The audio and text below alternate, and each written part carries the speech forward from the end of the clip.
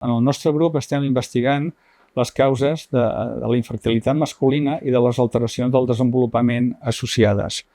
Es tracta d'un problema mèdic molt freqüent, ja que afecta a 1 de cada 5 parelles en edat reproductiva i la majoria de causes encara, es desconeixen.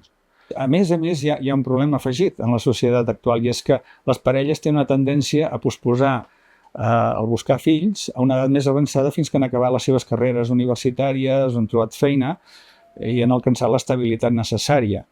I això agreuja el problema perquè amb l'edat la fertilitat baixa.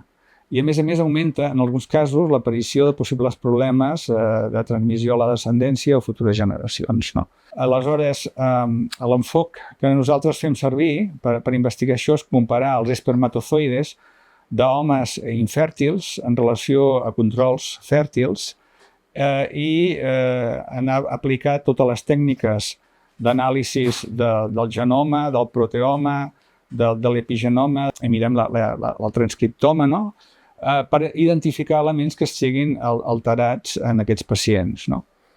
També un altre enfoc que estem fent servir és l'estudi mutacional a través de l'anàlisi genètic i de seqüenciació de tot el genoma per identificar mutacions de gens que puguin explicar la infertilitat en alguns dels casos.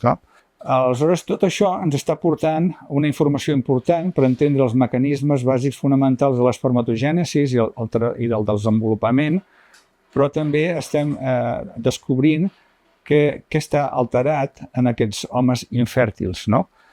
I el nostre objectiu últim és identificar biomarcadors clínicament útils que ens permetin diagnosticar millor, oferir un pronòstic als subgrups d'aquestes parelles i orientar cap a un tractament més efectiu en un futur.